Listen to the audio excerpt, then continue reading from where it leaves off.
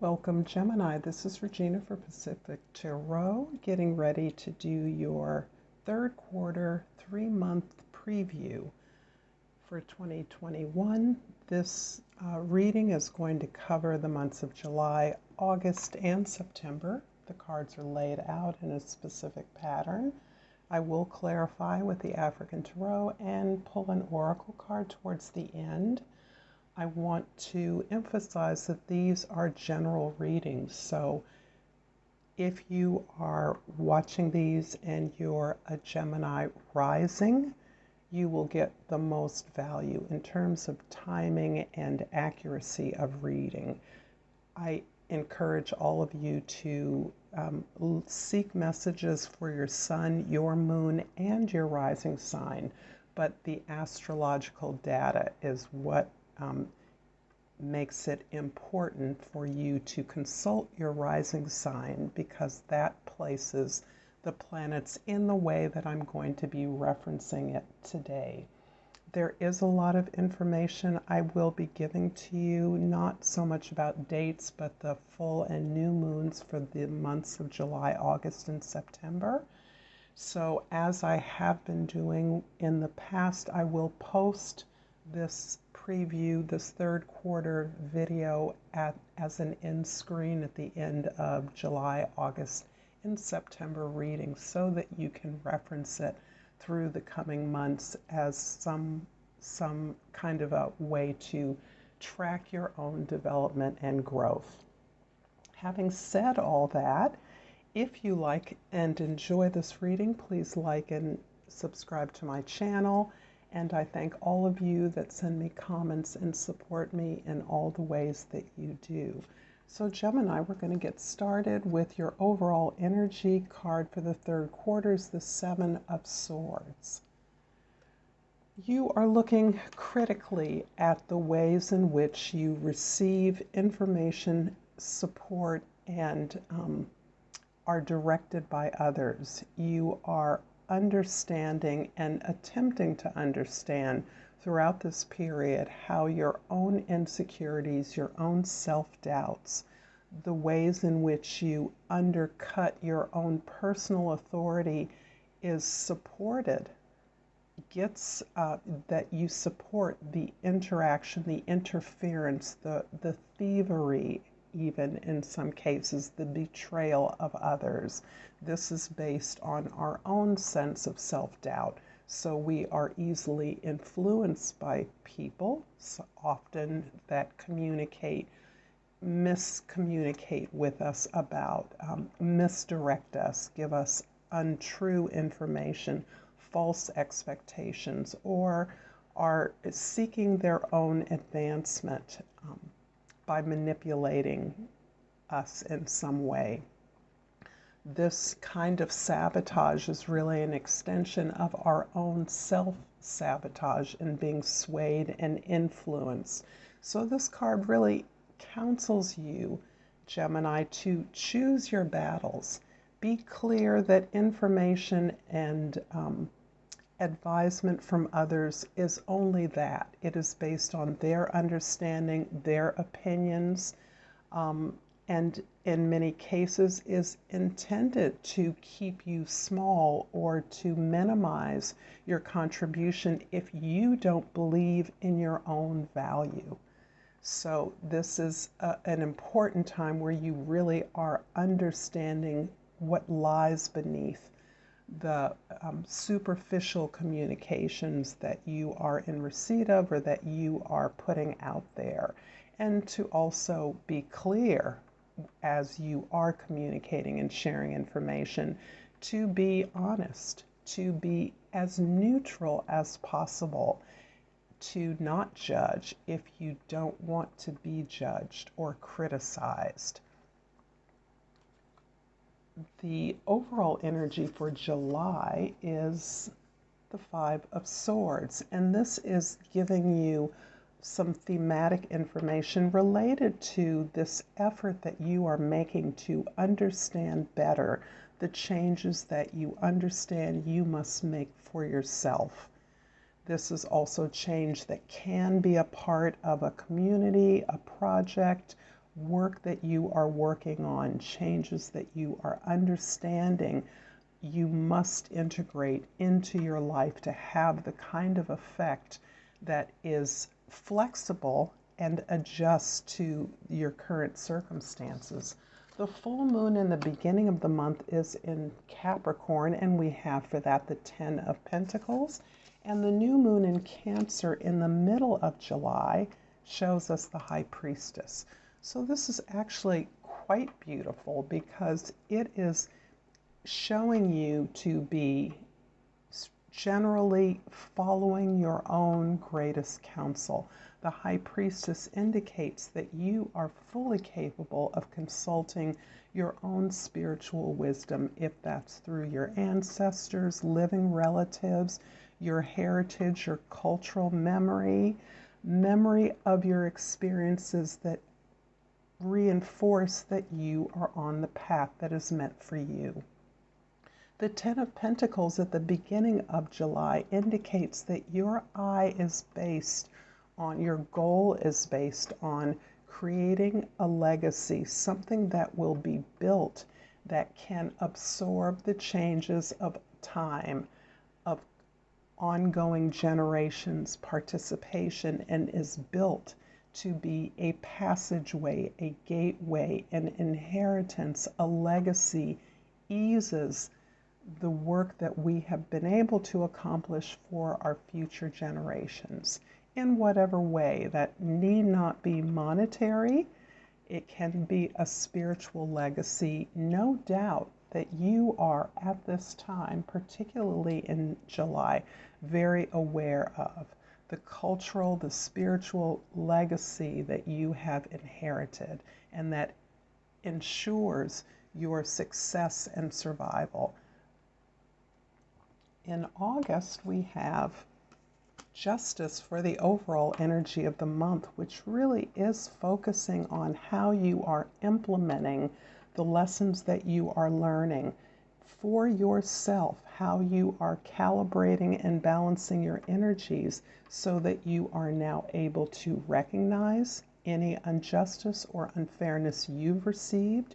You're also in a position to implement ways and processes that others can receive a fair hearing for their grievances or for unjust treatment they have received. This is you looking at the balance of energies that are to be distributed. Quite possibly, your own services or products or efforts are looking to be balanced and redistributed in a way that addresses not only behavior or actions, unfair treatment you've received, but also anticipates those situations where that can occur. In the beginning of August, the full moon in Aquarius shows us the Four of Cups, and the new moon in Leo in the middle of August shows us the Four of Pentacles. Wow, August sees you really grounding yourself and all the wisdom that you are pursuing, you are seeking, your understanding, your attempts at understanding, your experiences are being rewarded by solid foundations. The Four of Cups talks about receiving what you've asked for, the non-tangibles you've asked for. You're receiving the understanding, you're receiving the support. You're receiving the alliances that you need. You're receiving the emotional support that is so critical to releasing your imaginations and stabilizing the goals, the pursuit of your goals.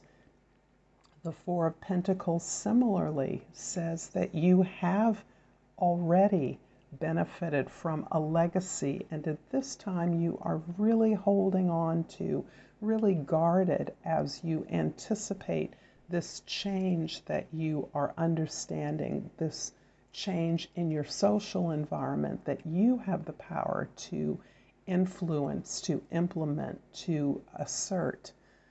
This does indicate that your cautiousness in some ways is a reflection of the fact that you are not always recognizing the advancements that you have made.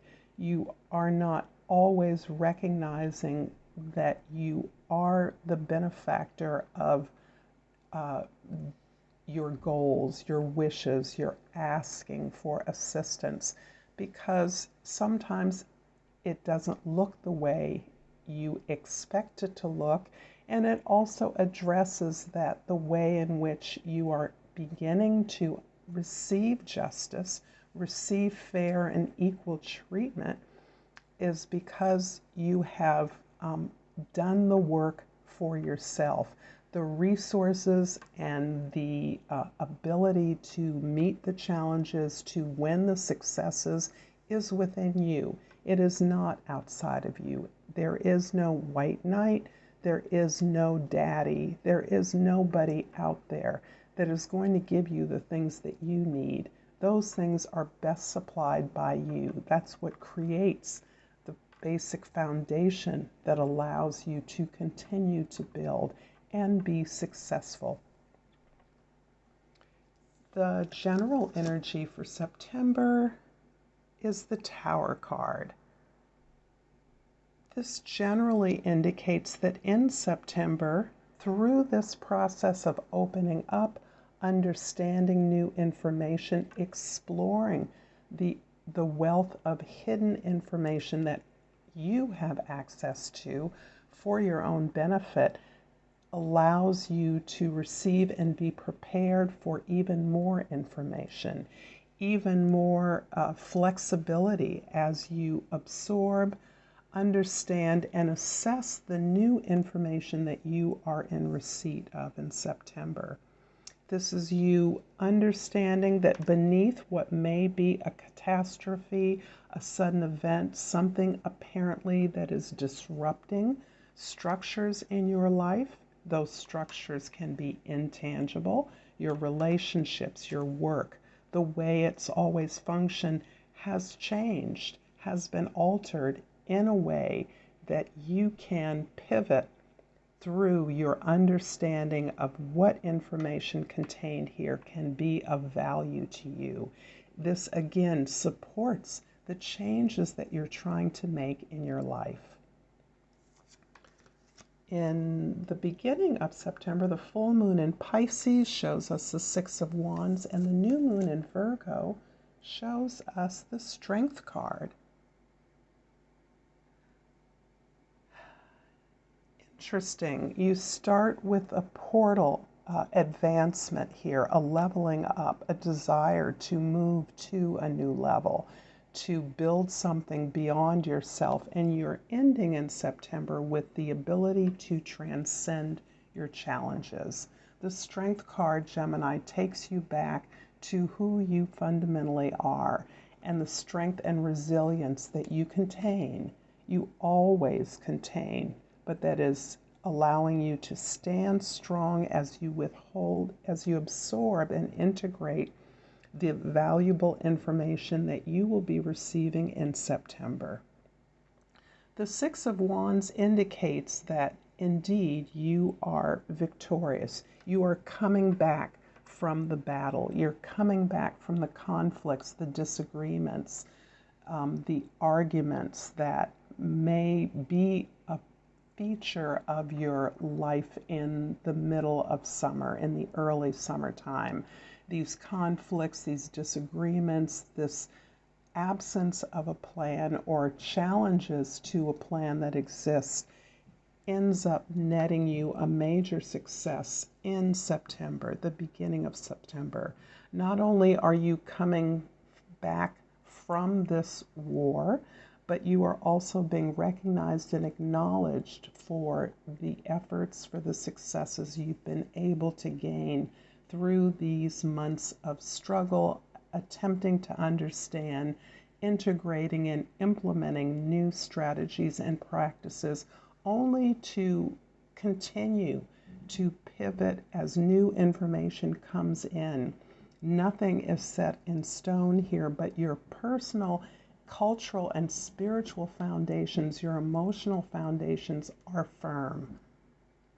That's what gives you the ability to transcend these challenges and to be recognized and celebrated by your community, your team, the group, the organization, the work on whose half you are participating.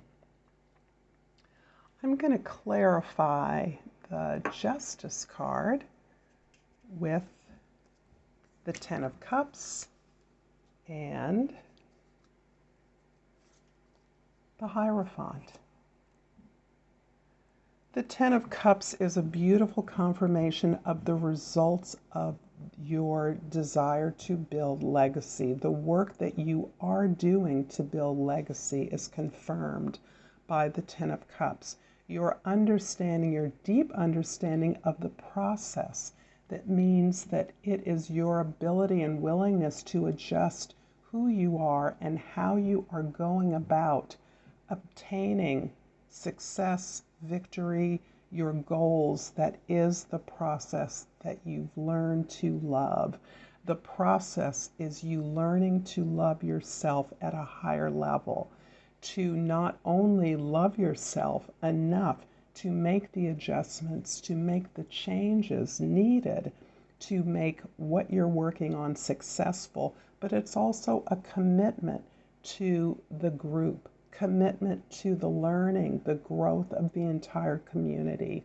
That means what you learn for and on your own behalf, you've learned to share that with others so that they too can understand the value of committing to your own emotional growth and stability, the value of turning your growth into a learning practice that can be shared and modeled for others. I'm also going to clarify the Tower here with the Death card and the Three of Swords. I think these cards are showing me that you are not only able to transcend and transform your challenges into successes, but the Death card really indicates that you are able to recognize and let go of those things that do not serve you or your community.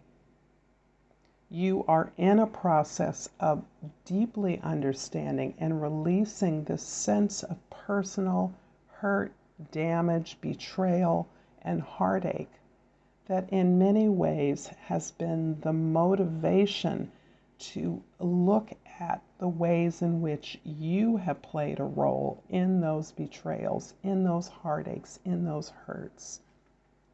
And your ability to release those, knowing that you must move forward with the realization that by opening up your heart, you can never be betrayed as you have felt betrayed in the past. You're no longer giving away your trust, your belief in self, your faith in your own authority. That can't be taken from you. So you've been able to transmute, to transform this heartache into a sense of deep understanding. And that understanding that your heart belongs to you. Your authority over your heart is what allows you to make the changes, to open your heart, to share what you know with others. And that is key to your commitment of the Hierophant, your commitment to your own growth, and that growth naturally generates to growth and support of others. I'm going to finish off your reading, Gemini, with an oracle card from the Language of Flowers and the Language of Flowers. I've pulled the Status card, and there's a picture of a flower that looks very familiar to me. The key word is adaptation. Change will be better than you think. And I certainly do feel that the key to this reading is not only your flexibility and your ability to enjoy the process of change, but it is your ability to ultimately be flexible and adapt to information or events that could appear on the surface to be disastrous, ruinous. But in the end, you're able to transform any information into something that gives you greater knowledge and strength to move forward. I'm going to leave it here, Gemini. I thank you so much for your time and attention, and until next time, namaste.